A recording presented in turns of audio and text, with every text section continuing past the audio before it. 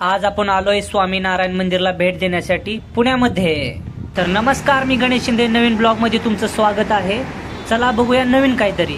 मग सकाळची पकडली पुण्यासाठी ट्रेन। मग मध्ये जातानाच डोंगरदऱ्या, झाड झुडप आणि मध्येच पावसाची चिरचिर, वातावरण एकदम कडक होतं। थंडी पण भरपूर वाजत ती आणि चायवाला सारखा कानापाशी येऊन चाय चाय चाय करायचा। त्याला म्हणलं एकदा चाय दे आणि परत इकडे दिसू नग। आणि गरमच्या मारला की मग तोंडाला फोड येऊस्तवर। आणि वातावरणात गरमच्या पेण्याची मजाच लय वेगळी। डोंगरदऱ्याच्या मधून ट्रेन पण अगदी भनाट पळत होती वाऱ्याच्या दिशेनं।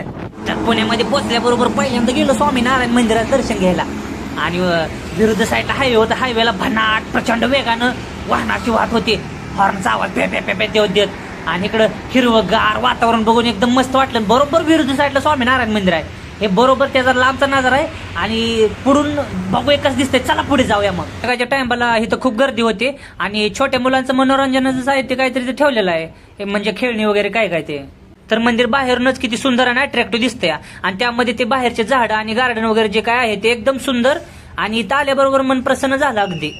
आणि मंदिराच्या समोरची साईड एकदम कोरीव केलेलं काम आणि अट्रॅक्टिव्ह मंदिर, या मंदिराचं शिखर आणि परिसर अगदी शांत, आजूबाजूला शांत वातावरण, गार्डन, एकदम मन प्रसन्न झालं अगदी इथं आल्याबरोबर। आणि आजूबाजूचा परिसर पण शांत। इथं कोणाला कोणतं टेन्शन असलं ना तर मंदिरात आल्याबरोबर सगळं टेन्शन मुक्त होऊ शकतं माणसाचं।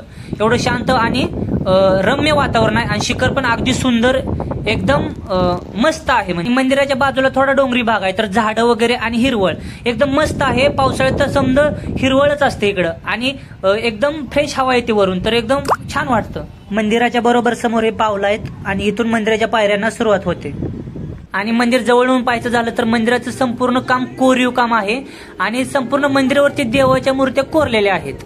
आणि ही मंदिराच्या समोरची बाजू म्हणजे एकदम गार्डन आहे, झाडं आजूबाजूला आहेत, भावी भक्तांची गर्दी वाढायला लागलेली आहे, एकदम मस्त वाटतं। आणि इकडं दुसऱ्या बाजूला तर दूर दूरपर्यंत डोंगरदऱ्या दिसतात, ते ढगांचा कडकडत आणि एकदम शांत वातावरण आणि सुंदर नजारा, एकदम छान वाटतं। आणि पायऱ्या चढून वरती आल्यानंतर हे मंदिराचा स्पेस, इथून आतमध्ये एंट्री होती। डिझाईन बघू शकता तुम्ही कशी आहे ती, एकदम अट्रॅक्टिव्ह आणि कोरीव काम आहे, सगळं कोरीव काम आहे। गर्दी बघू शकता तुम्ही, हळूहळू गर्दी वाढायला लागलेली आहे।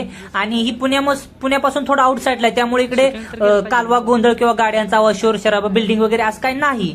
इकडे समजा शांत वातावरण आहे आणि झाडं वगैरे आहेत आणि डोंगराचा भाग आहे इकडे आजूबाजूला। आणि भावी भक्तांनी संध्याकाळच्या टायमाला गर्दी वाढत जाते आणि हिरवळ पण एकदम मस्त आहे। आणि मंदिराच्या बरोबर समोरचं हे गार्डन, हे झाडं, हे फुलांचे झाडं, हे डिझाईन आणि केलेलं कोरीव काम, यामुळे मंदिर अजून सुंदर दिसतं, अजून अट्रॅक्टिव्ह दिसतं। हे छान वातावरण आणि त्यात समजा शांत वातावरण, कोणत्या गाड्याचा हॉर्नचा आवाज नाही ना, गाड्यांचा आवाज नाही ना, कोणत्या शोरशराबा नाहीये। आणि ही फुलांचे झाडं, हे केलेलं कोरीव काम आणि आजूबाजूला डोंगरदऱ्यांचा भाग आणि झाडं झुडपं आणि येणारी थंड थंड हवा, यामधून अजून छान वाटतं। तर या व्हिडिओमध्ये एवढंच। लाईक करा, शेअर करा, सबस्क्राईब करा। Bye bye. पुढच्या व्हिडिओमध्ये नक्कीच काहीतरी वेगळं पाहण्याचा प्रयत्न करू।